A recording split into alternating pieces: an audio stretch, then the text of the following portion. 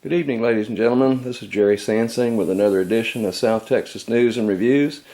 This is Sunday, January 25th, 2015. There the information. I am the producer. My Gmail address is there, email, and this is available on YouTube. Just go in and put in Gerald Sansing, and it'll bring it right up with South Texas News and Reviews. We also have a couple of other shows going, and I'll announce those at a later date. Be right back with you. Alright, ladies and gentlemen, lights are on, camera's rolling. I'll go take my seat. This drives some people nuts out there when they say that I could cut this out on my trip around and sit down, but why break tradition is what I say. Okay, I'm a man of, I guess, habit, as they say. And some habits I have people consider to be not so great. But, you know, here I am, folks. I'm not pretending to be anybody. Now, what I'd like to do is announce a tragedy that's happened. Well, it happens all the time. I'm sorry. Life comes to an end for everyone sooner or later. But one of the finest math professors in general that I know of at Del Mar College has passed away last week. His name was Warren G. Strickland. Mr. Strickland had been at Del Mar, Lord knows how many years he taught over there. I want to say around 50 or so. And he was extremely traditional. He was extremely thorough. He enjoyed his students. He got them into mathematics in a big way.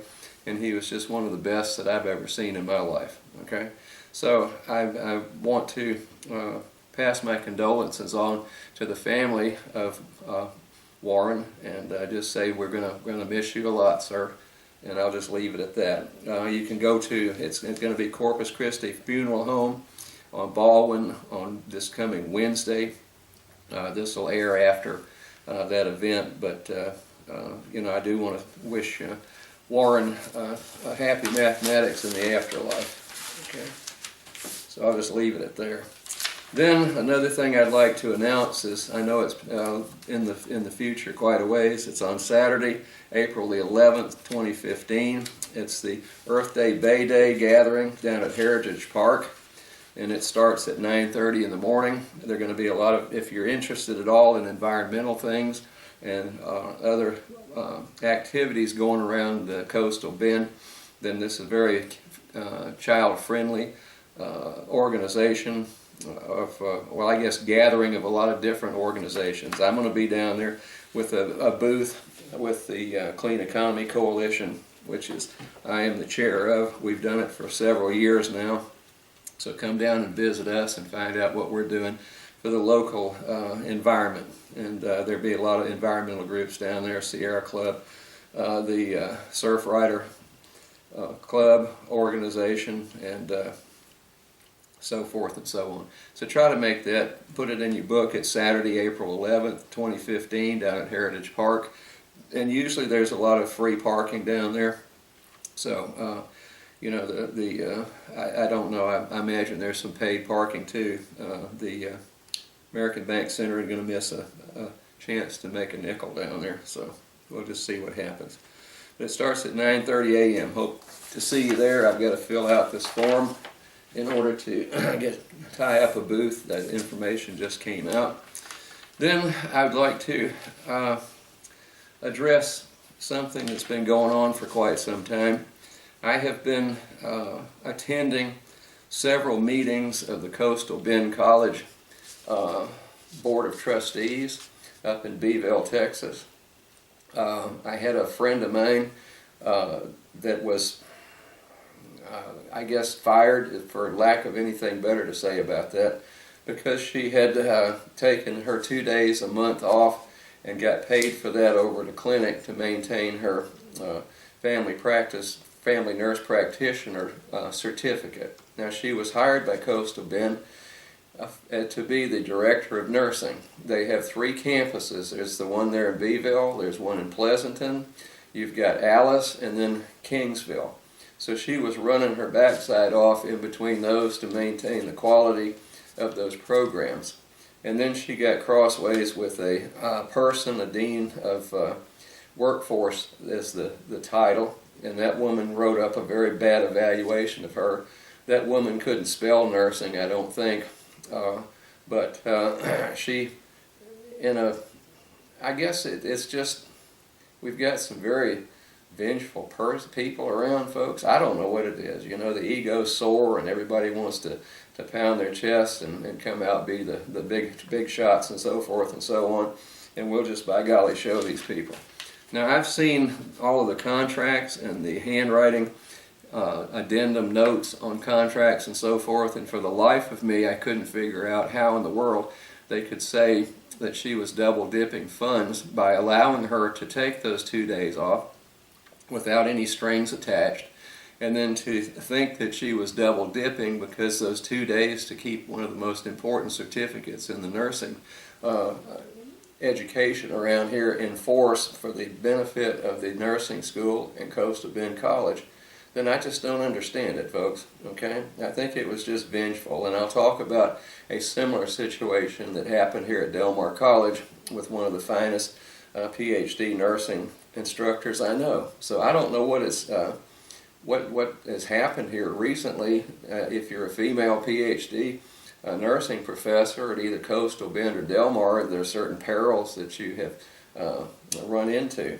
So I don't understand it, why we take the best and fire them and then, you know, other people stay. I just haven't figured it out, except maybe bright people that do their job and they know what they're doing intimidate some of the others. I think that's what it happens, and you know, I'm certainly is happening, and I'm going to address this in my Department of Natural Sciences as we speak.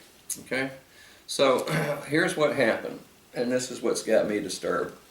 This past Wednesday, I think it was on the 23rd of, or maybe it was the 21st. I think the 21st of January, there was a meeting of the Board of Trustees from Coastal Bend College, and several of us people that think that that was a tragedy to have a lot of faculty members, not just this one nursing professor, bludgeoned, I guess, and publicly humiliated and unceremoniously fired or dropped for whatever trumped up causes they have or reasons.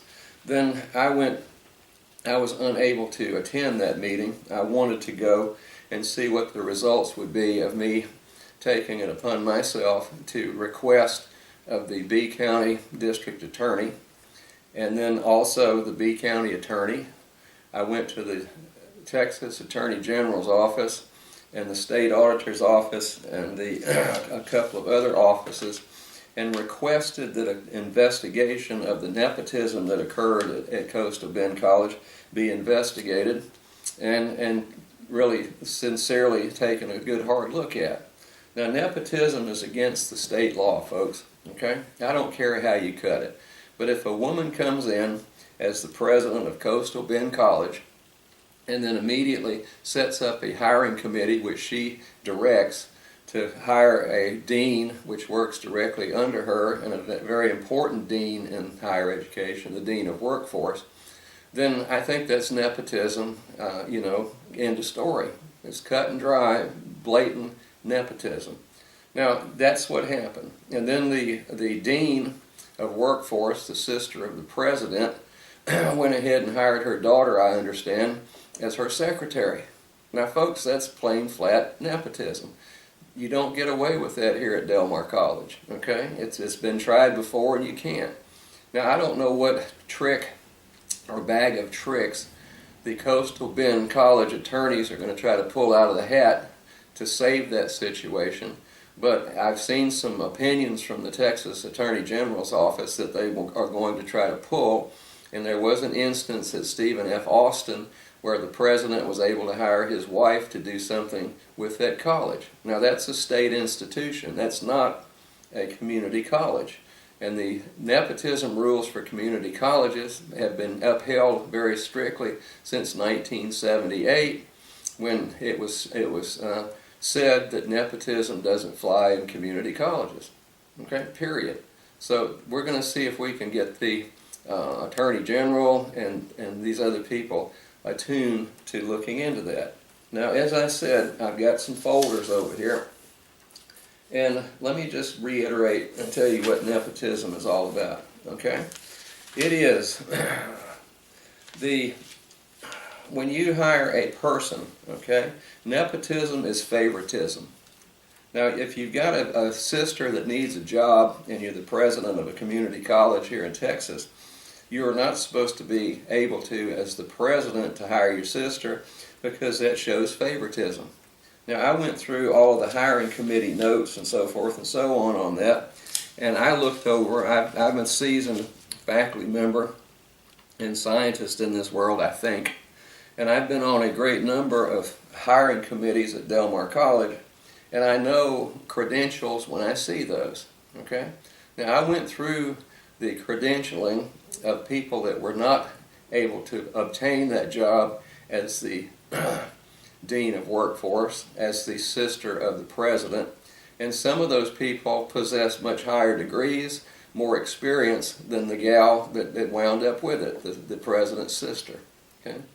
So it infuriated me to the point where, and then what's happened is that team up there, the President, Dean of Workforce, has made it so uncomfortable that there has been a massive resignation up there, people retiring, people not having their contracts renewed, and so forth and so on. And it's all, apparently, from what I gather, I've got hundreds of emails to back me up, that it's just pure, plain, flat being a bully, okay, and getting the people into jobs that you want, to hell with everybody else that's had them for a long time and doing their job properly. So that's what nepotism is all about.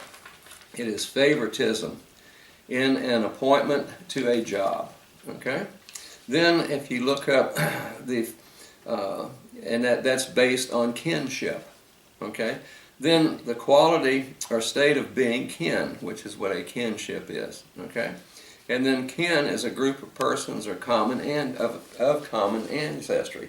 So the whole concept of nepotism is to, and the laws against it are to prevent exactly what's happened at Coastal Bend College. It is a kangaroo court. People are being damaged. Good people, okay? And I'm just sick and tired of it, and it goes through me, okay? Like a cold steel rod. So that's my motive if anyone out there asks about this. And when it came down to messing with some of my friends too and getting them involved with that, that's where I draw the line. I'm very dedicated to my friends. So I've got a whole raft of paperwork here, and here we got, I have tried to get the B County, or the Beeville Bee-Picayune is the name of the newspaper. Now when we went through the hearings up there, the dismissal hearings for that PhD nurse, who was the director of nursing up there, it was obvious to me it was a kangaroo court. You know, I can smell a dead rat about as quick as anybody does. Now at some of those meetings we had a guy that's a reporter up there for the Bee-Picayune, and he was all interested in pursuing that and finding out what was going on, and wrote some articles about that, okay?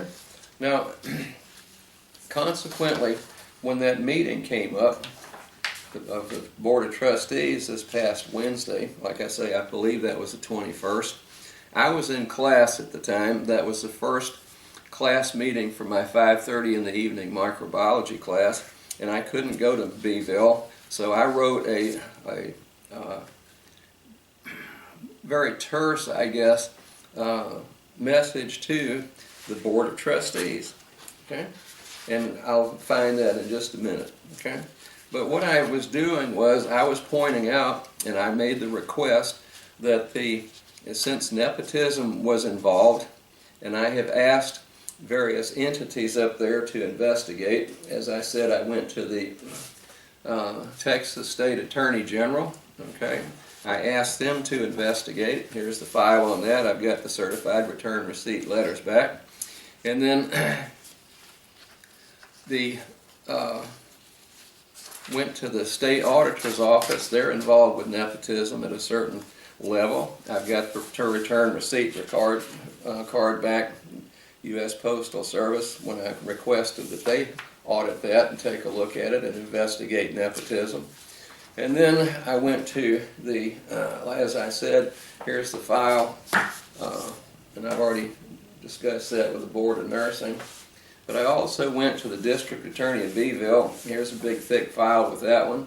And then the attorney, the district attorney immediately said that it wasn't under his purview, so he sent it over to the county attorney for B County, Mr. Knight.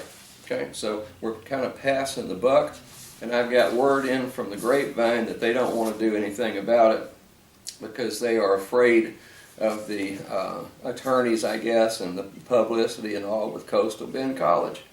So I don't know that they are going to investigate, okay? But I'm going to force it anyway.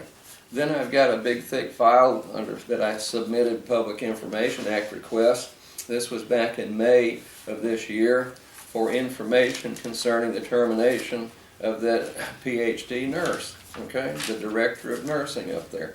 Now, I did see an awful lot of files, and I'll get back to the fact that I read all of the handwritten notes and so forth and so on that were presented during the time that the president was interviewing people for that job. Now, that is a conflict in itself, okay? She's part of that board of trustees, if you look at the paperwork at B County College, and she sits with them in the front, which is not unusual, I guess. But during that meeting with the Board of Trustees on Wednesday, January 21st, that I could not attend, my letter was read with my request to immediately fire the Dean of Workforce, okay, and then put and her daughter, and then go ahead and put the president of Coastal Bend College on paid administrative leave until the investigations by the state and the B County attorney and the B County district attorney, okay, or and everybody else, the state auditor, until they've completed the investigation and do a thorough job.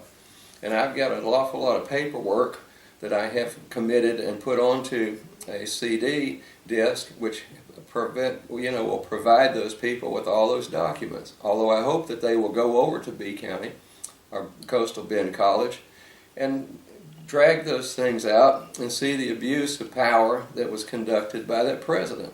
Okay, and let's straighten it out, folks. Now, when I am a subscriber to the B-Picayune. I've done that since April of last year when some of the firings were reported of my friend, the PhD nurse and so forth. And so I've been trying to keep up with this thing and get the reporters up there and the editor to pay attention to what's going on. Now, I understand that there are a lot of advertising dollars that are spent by B County College, okay, or the Coastal Bend College. It was always B County to me, so you'll have to pardon me. If I say B County, I'm talking about Coastal Bend College. They renamed it not too long ago, okay? So I've been trying to have them do the right thing, and I can't get the paper.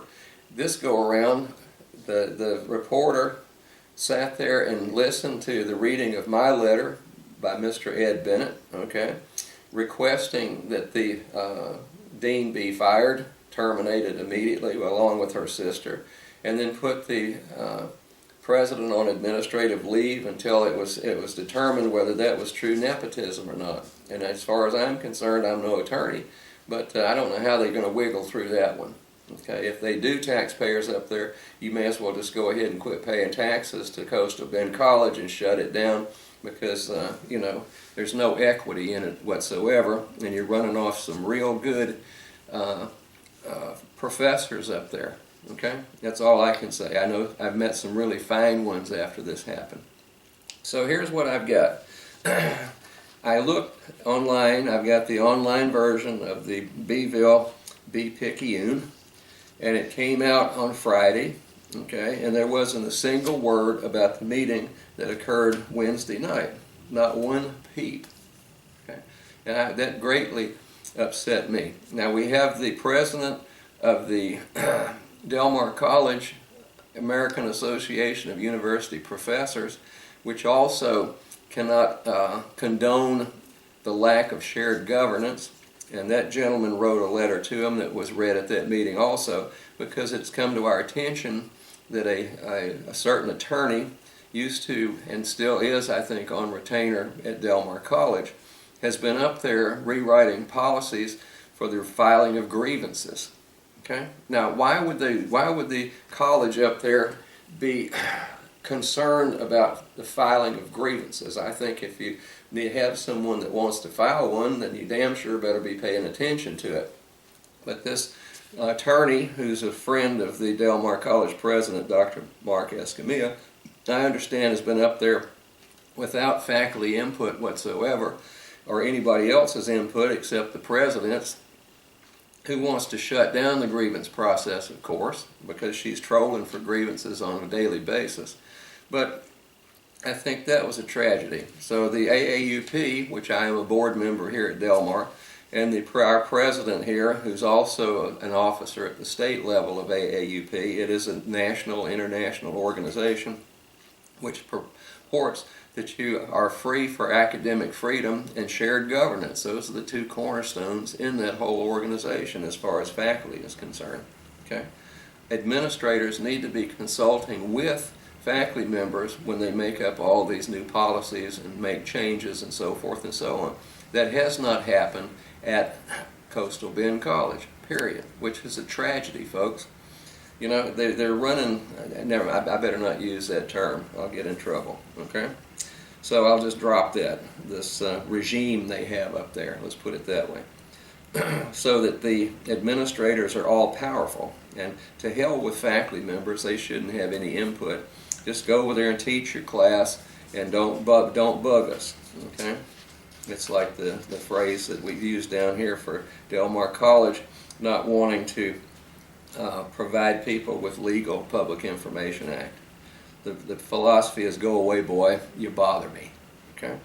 And they do everything they can to discourage taxpayers from obtaining taxpayer information, and it's still ongoing. And I'll discuss that if I've got time in a minute, at what's happening here at dear old Del Mar College. Okay, so since the editor and there were a reporter there without anything said about that meeting, and it's some very important issues, folks, that are brought up. They're spending a fortune on attorney's fees trying to stave off some very healthy, I should say, lawsuits, and it ain't going to get any better with this one, I guarantee you. But I wrote a letter to the editor, and I'll see if this is published. I think today is this is Sunday. I think the next issue will come out on Monday or Tuesday. But here's my letter to the editor, to the B-Picayune. I am very disappointed by the lack of the reporting of extremely important local issues by the Beeville B-Picayune today. And that was 1/23, that's 2 days ago on a Friday. I am an online subscriber and was amazed that there was no mention of any of the many important issues discussed by the Coastal Bend College Board of Trustees at their meeting held on Wednesday, January 20th, okay, 2015. I guess that was, no, I think that was the 21st. I may have blown that one. That's okay. The taxpayers of the college district deserve to know about the many potential problems that exist at the college. Okay? Many important and potentially costly topics were presented to the trustees without a peep out of your newspaper. Okay? All right? Coastal Bend College is a very important and valuable community asset, as is all community colleges, folks. All of you Coastal Bend College taxpayers and newspaper subscribers should be asking why, and why is all in caps, question mark. Is the lack of reporting a matter of advertising dollars, question mark. And that's the way I feel about it. I smell money all over it, folks. So that's your Coastal Bend College, folks, and there are a lot of people up there from Beeville that are now watching this on YouTube. Okay, this is a local public access show as the original purpose, but now we have found out that you know, there are a lot of people up there watching on YouTube. That's the reason I put this on YouTube. Just go into Gerald, Gerald, Sansing, Sansing, and YouTube and punch the button, and South Texas News and Reviews will come up, and I think the past dozen or so shows are on there if you want to find out what's really happening in South Texas. Now I want to jump from there into the other nurse that was fired down here. They say it was retirement. I took it as a firing, so sue me, Del Mar College and all you fine attorneys there. You know, I'm still here, and a lot of other people are gone due to art, so I really don't care. I've requested on several occasions to be fired. So when you guys, you know, work up the backbone to do that, and you want to go on the air and you want me to go tell your story in court, all the way up through the federal Supreme Court if I have to, then go ahead and let's get it on. That's your challenge for the week. Okay. Now, the Board of Nursing. The other friend of mine, PhD nursing professor, one of the finest, and they're both fine people, folks. I mean, they're crackerjack, and why they, you know, have had this horrible situation thrown on both of them's back, I don't know. It's just a tragedy to me when you've got good people like that, and they know what they're doing. Now, the original one, Dr. Janelle Bennett at Del Mar College, was hauled into what is called a nursing peer review hearing because 3 students had accused her of being too tough on them. Okay? Now, if I were you out there as a taxpayer, I think that in any nursing program where nurses are going to be out working on you under life and death situations, that you'd want to have the very best and most competent, seasoned ones out there in the clinics and in the hospitals. I mean, I'm speculating. Maybe you don't care, but I sure as the world do. Okay. Now, when you have a tough nurse, that woman with a PhD in nursing knows what she's doing. She knows what the job requires. And here we have a bunch of little snot-nosed students who can't get their stuff together. They can't get their act together. They can't rearrange their life to study. They'd rather stand out in the hall, I understand, and you know, go tell jokes and clown around, drink coffee, than to go into a patient's room and go ahead and start collecting vital signs and getting prepared for the lesson that day. So we had 3 of them that complained about that. Now, I get cranky in my class when I don't have people that are paying any attention to me. I don't have time for that. Now, most of my students these days are pre-nursing students, and if I can't get to it this show, I'm going to discuss what's going on at Del Mar College with the privileged few. Okay? All right, now, so I requested way back when it was told to me that the Del Mar College did not have an updated version of the Nursing Peer Review Committee paperwork that is mandatory through the Texas Board of Nursing up in Austin. Okay? I also requested of the Board of Nursing if they would go ahead and provide me with a copy of the version that was in place, which had to be updated every so often. And I didn't get that, folks. Okay? It was a big hoopla and a bunch of dodging. And then I got told that a lot of the information I asked for could not be brought up on their computers, and that you know, they didn't know how to get to it. Well, there are file drawers that you had before computer filing, ladies and gentlemen. And why they think that the general public is so stupid you can't figure that out, I don't know. But it seems to run rampant through these state taxpayer organizations. The Board of Nursing, you pay for that through your taxes, folks. All those people that are members over there. Their primary goal is to protect you as a citizen from bad practice in the nursing fields. Okay? So if somebody screws up and doesn't do the right thing, they can lose their license. And that's what the Board of Nursing is there to do, is to make sure that the quality is maintained throughout the nursing professions and the education of nurses in addition to that. So I didn't get diddly. Now, when I requested the same of Del Mar College, I got this document and it said that it had been produced in the fall of 2012. Now that covers an awful lot of ground, folks. I wanted to know what date that was adopted. There were witnesses at the dismissal hearing that said very clearly that the Board of Nursing and the Del Mar College did not have a valid, updated, and already submitted nursing peer review committee paperwork, okay? The document itself. Now it's been asked for again. The Board of Nursing has 10 days, working days, with a Public Information Act request to get that information to the requester, or up to 15 working days to have an attorney request an opinion from the Attorney General's office.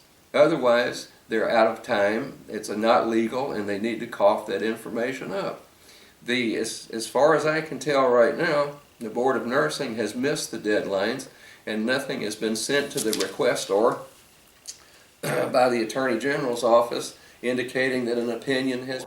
Okay, so how are you taxpayers going to handle that? Okay, is the Board of Nursing above state law and the Public Information Act request laws and Open Meetings Act and so forth and so on? I don't think so. Maybe they have been granted that. I guess maybe Greg Abbott, who's now our fearless governor, heaven forbid, was, will allow these state agencies to just run roughshod all over you, okay? And then we can go right straight into a communist regime, and you taxpayers have got no rights whatsoever. I know it's happened at the city level with one Carlos Valdez, and I'll saddle that horse again later. Now, another thing that's happened in my review of the shenanigans going on with the finances at Del Mar College, I've been extremely interested lately in the vast amount of money that has been written off by Del Mar College at taxpayers' expense. Okay? Now, from 2007 until 2014, then I calculated, along with a CPA, very seasoned accountant, a master's in accounting and CPA for 30 years plus probably. He knows what's going on with books and so forth, but we have uncovered the fact that Del Mar College has written off, in those 7 years, $2,838,000 and some odd dollars in, quote, bad debts. And I have not seen one single document indicating that anyone who had a debt written off had ever been contacted by certified return receipt mail or by filing a lawsuit. There is no paper trail where they have tried to collect that money. So that opens things wide open. So the state auditor has been summoned, so to speak, with that, informed. We'll see what happens with that. Okay? I'm real curious to see how another state agency like the auditor's office or the Attorney General's office can bump through that and ignore you fine folks. Now, one thing that stuck in my craw with our initial finding of write-offs was a debt owed to Del Mar College by Texas A&M University, Kingsville, for $54,000 plus. Okay? Now, what in the world is Kingsville doing owing Del Mar College $54,000? I can't imagine. And we haven't found out about that yet. So that one's being covered up. Okay? And that's the best I can say, it's being covered up. So, it's almost crunch time here, folks. The proverbial stuff's going to hit the fan here real quick. Then, lately we've found that the Navy owed Del Mar College $42,000, and Del Mar College wrote that off as a bad debt. Now, if the U.S. Navy is that broke that they owe us $42,000 and can't pay it, that comes out of my pocket as a taxpayer to the Del Mar College district, folks. Okay? That is a direct theft out of my pocket, and I want to find out what in the hell's going on at Del Mar College with all these various write-offs. I mean, hospitals owed us money. The Army Depot out here owed us money. Now the Navy owes us money, and A&M Kingsville owes us money. Some of the hospital districts around here and other educational institutions. I mean, it's a tragedy, folks. $2,838,000 $100,000+. So, ladies and gentlemen out there, I think you're being duped, folks. You've been taken for a great big huge ride, and I want to find out what's going on. So that was the Navy. Okay, so I've got a big file on Texas Board of Nursing and what they did not provide to me. Okay, now while I'm on Del Mar College, there was a show that was aired. It was a Christmas musical. Okay, I'll get the exact name of the thing here. It was a Christmas holiday, or the holiday something. I think they left the word Christmas out, which is not anything. Okay, all right. It says on December the 4th, 2014, I began listening to the live broadcast of the Del Mar Holiday Concert Group on KEDT Radio 90.3 FM starting at 7:30. Much to my amazement and horror, the MC, that was the master of ceremonies or whoever was announcing that, stated that the Del Mar Chamber Music Group was better known as the Del Mar College Gas Chamber. Okay? Now, folks, I normally don't admit this, and I know I don't look like it, as one of the former presidents of Del Mar College told me one time, but I am a member of the Jewish faith, okay? And that went through me like a shot to have a professor at Del Mar College sit there and make such anti-Semitic statements. So I did file a grievance against that person, a complaint, and the complaint form indicated that it was a complaint for discrimination and harassment, okay? Now, I'm not so sure that he was discriminating, but he sure as hell was harassing me, and I think that such statements are totally out of line. So I get a letter back from the Human Relations Department who investigated this, and it says that due to this case not involving an adverse employment action as identified in Del Mar College policy so-and-so towards the respondent or any other employees, the DCC finds no basis for discrimination. Okay, harassment. According to Del Mar policy so-and-so, harassment is defined as any action which is sufficiently severe, pervasive, and persistent so as to unreasonably interfere with the employee's work performance, such that an intimidating, hostile, and offensive work environment is created. Upon questioning the respondent, it is clear that the intent was not aimed at the Jewish faith or to make light of the Holocaust. It was simply an attempt to bring humor to the event by portraying the music presented by the Del Mar Chamber singers to a captive audience. Okay? Now, if that's not the biggest bunch of hogwash I've ever heard, folks, I don't know what is. So I hope that some of you people will join in. This one ain't over. I'm not going to let it sit at that. But do you condone Del Mar College employees making public statements on radio broadcasts of the holiday concerts about a religion and making such a derogatory remark as to refer to gas chambers and so forth and so on? I mean, is that acceptable for you people out there?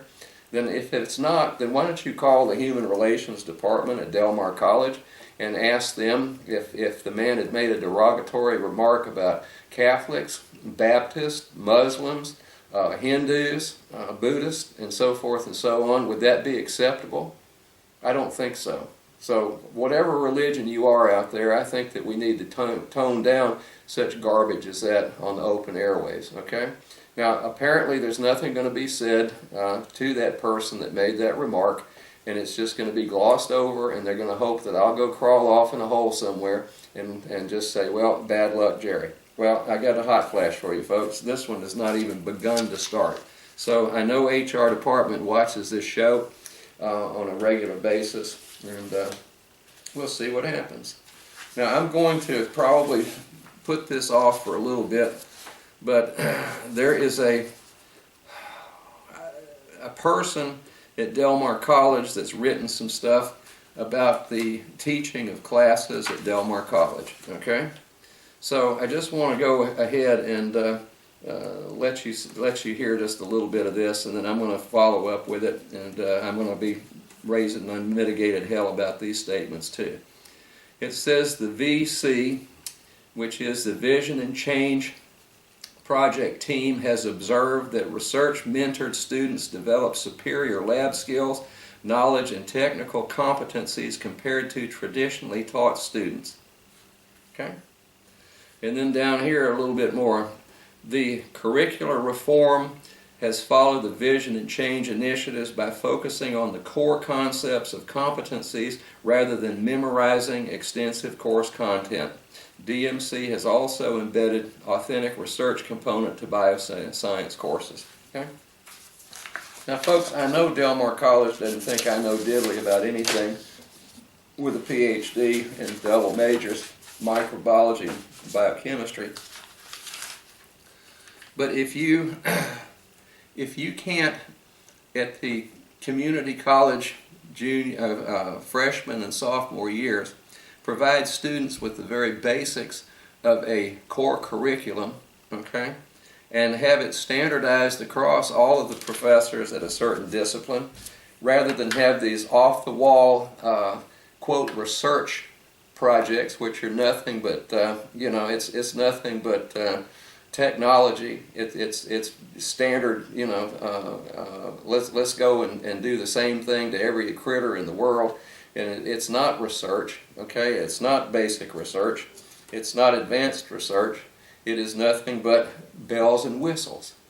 And then I've had the vice president of instruction at Del Mar College, who is leaving at the end of this month to go to greener pastures, I'm told, pulled out a cell phone one time. I've got an antique. I don't play with the iPads and all the rest of this modern stuff. I've got the old flip phones. And he said, this is the professor of the future. Okay? So what we're a proponent of these days is for people watching videotapes and then giving them a test. And a lot of those tests are open book, by the way. And you don't want them to have to memorize anything. You don't have to remember where a brachial vein is, okay? Or how to inject something with that. You don't have to remember what a hypodermic needle is and what it's for, or what IV for intravenous stands for. So I guess we're just memorizing all this stuff for naught, and my students that come out of my classes don't know diddly. I'm inferior to one of these research-based golly gee whiz classes. Okay, so I'm going to read that whole thing here soon. And, it just leaves me cold. And the people that are proponents of that, folks, are the ones that are the chosen few over there with the administration and department chairs of Del Mar College. And they're not doing anybody any good doing that. So I have clammed up. I'm not saying a word to any of those administrators over there. And the next time I hear about what a dumbass I am and I don't know what I'm doing teaching, then I'm going to trigger my attorney to go into court. And I've done that before. Okay? So it's not a threat. Don't get me wrong. I don't threaten anything. I just state facts.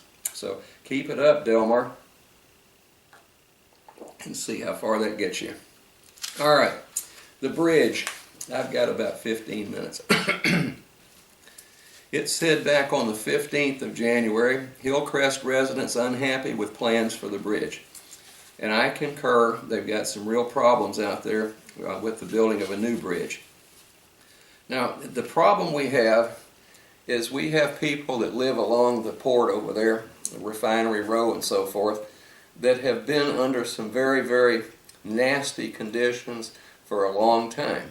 Now, these people are not the richest and most affluent people in the world.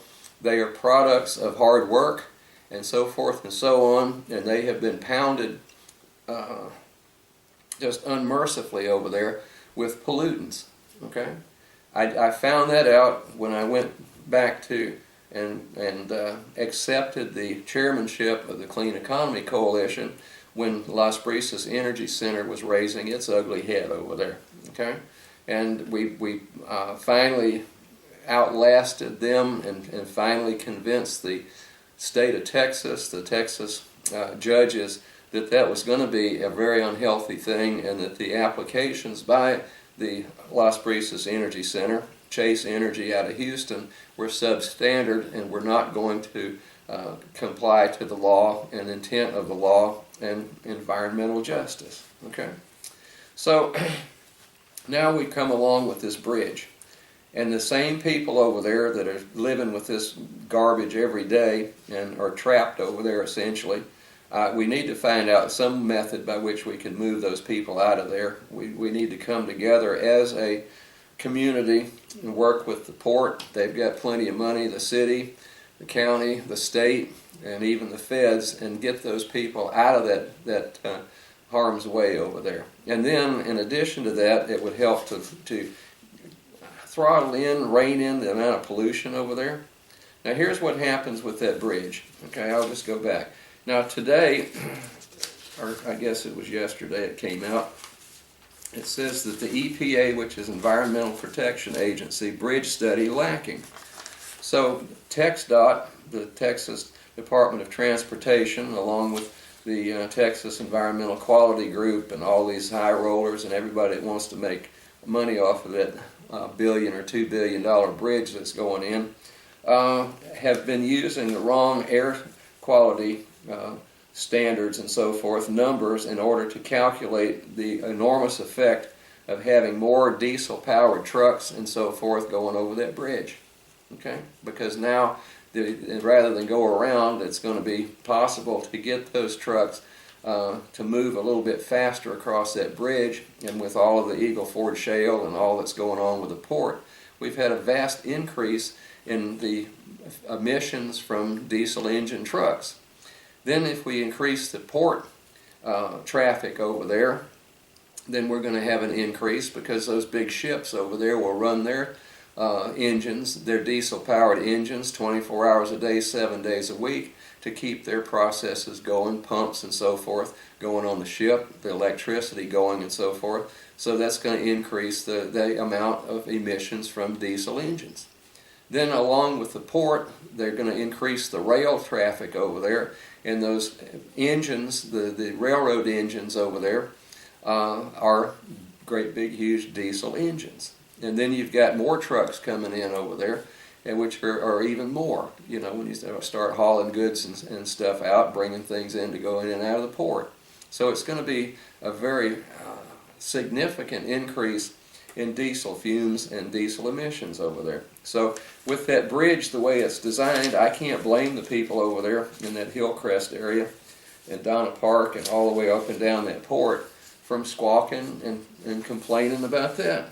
Now, like I say, if anybody out there is listening, the best way to handle that to make everybody happy would be to be real careful about using the right numbers. Don't just go and take a bunch of numbers out of the hair. That's a trick that TCEQ and some of these people that want to come in here and ruin your environment do. They just, you know, pull any number out of the hat and expect the taxpayer to buy into that garbage. Okay, I hope I'm not that stupid, but maybe I am. Okay, all right. So we need to do something about getting those people out of there. I think the refineries need to pitch in some money, and the port, and the city, and the state, and the county, and everybody else, and get as many of those people out of harm's way as we can before we have real, even more disasters than we've got. Okay. Then the next thing I'd like to talk about was, I've got this here today. This was my design, folks. I admit it. Okay, I'm a real scoundrel when it comes to things around here. But I think many of you remember that on T-shirts, and you remember that in yard signs around here. And this was when the Destination Bayfront people, headed by Mr. Trey McCampbell, came in, and they wanted to spend $44 million of your money for the first phase of a big golly gee whiz park down there where the Coliseum was torn down. And I'm still on the hook, I guess. Haven't heard anything from attorneys lately.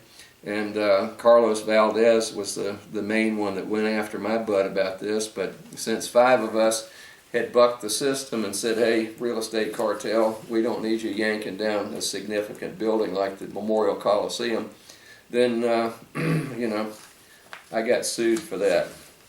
And it's still ongoing. I hope they've got the backbone to pursue that one, because I'm going to blow it out of the water one more time. Now I started this with the international no symbol when I said that we wanted a no whining zone in my classrooms and in my office. Then when I joined the Clean Economy Coalition and accepted the chairmanship of that one, then I had the t-shirts out that said no Las Brisas on it. Then when I had one of the biggest of the real estate cartel politicians around here that wanted to run for mayor, then she was city council at the time, I had the no Chris Adler signs out, which burned that whole group up. And consequently, Las Brisas isn't here. Neither is Chris Adler as a mayor, and neither is Destination Bayfront. You fine folks voted that one down significantly, and my hat's off to you. Okay, but here it is once more on the 14th of this month. It says, Council hears plan for the Bayfront. City will have $5.1 million left over from street work down there, that reroute, which is totally ludicrous, on the shoreline down there.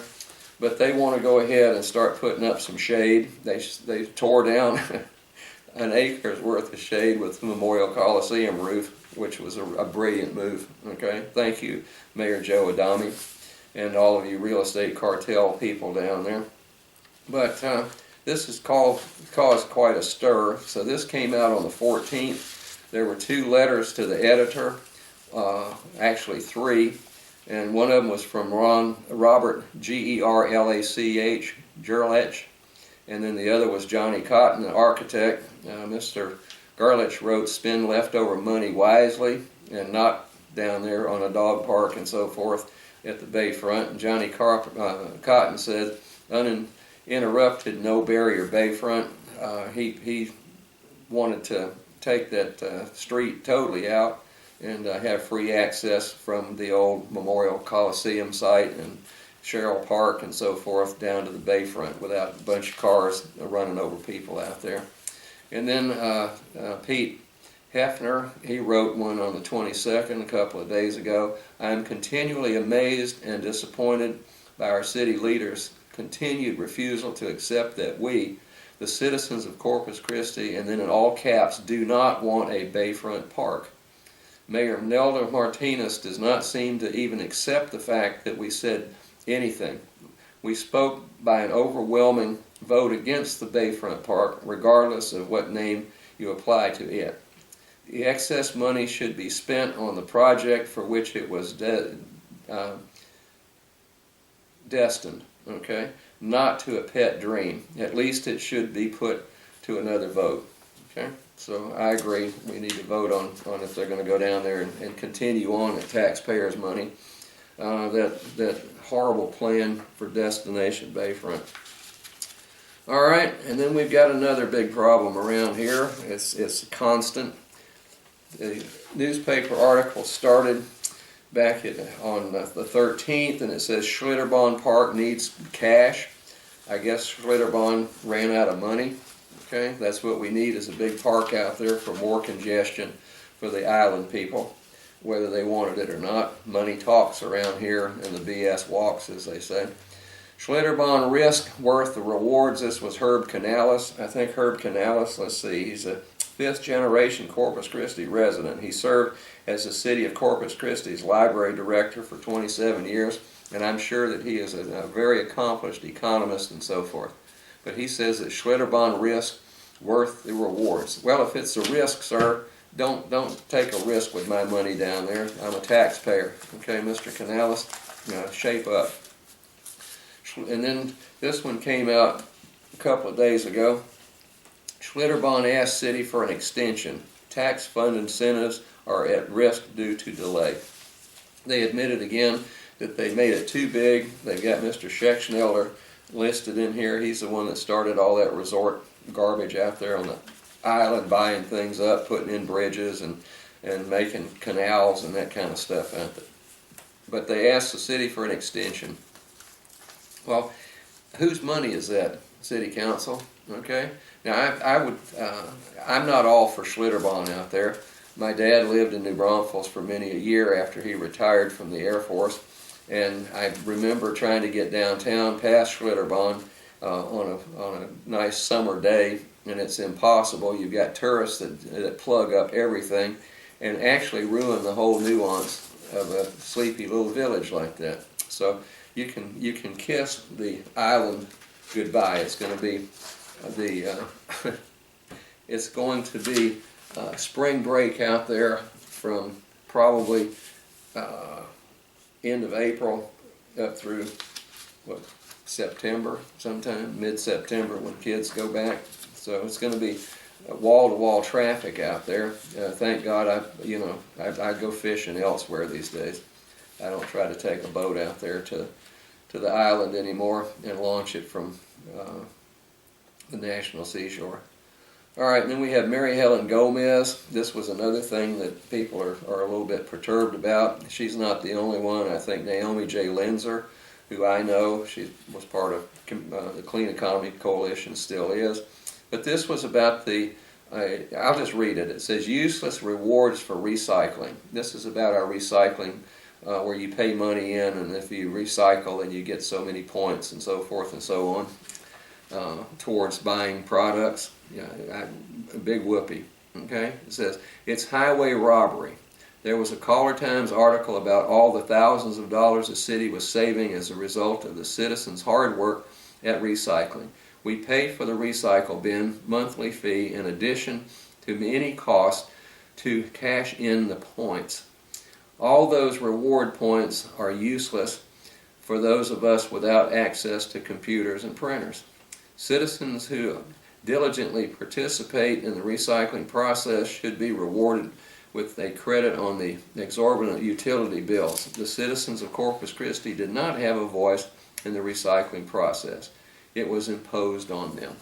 Okay? So there you go. And then we've got a health agency down here who blew it. Okay, the agency funds are at risk, the health agency. And then that was on the 21st, 22nd, it came out that the county mulls legal action. Health district records have been deleted, and it says the county commissioners are considering legal action against former Corpus Christi Nueces County Public Health District employees who may have deleted public documents before abrupt resignations in September. Okay. Well, here we go again, folks. All that is another day in paradise here in the shining city by the sea, sparkling city by the sea, excuse me, which doesn't sparkle too much anymore. And then here we have, again this past week, we have Cheniere Energy could get abatements. City Council to ponder tax breaks from Cheniere. That's going to be the liquefied gas people over there, and then they've got some other scrubbers to make, I think, ethylene or something that they're going to do over there. Okay, over there means across the bay, and I think it's in Ingleside area. And hope that thing doesn't blow up. Council's changes agenda briefings. This was where they put the agenda together, and sometimes they have certain topics on there that were never discussed. So now they're going to change back to briefings on that, and they say we're running a risk because the briefings may be erroneous in the end and so forth. So I'm sure they'll finagle some reason out to screw that up. And then there's a big flap about Mr. Al Jones, the CEO and so forth of American Bank, being voted off of the Port Commission, and there's an outrage with that.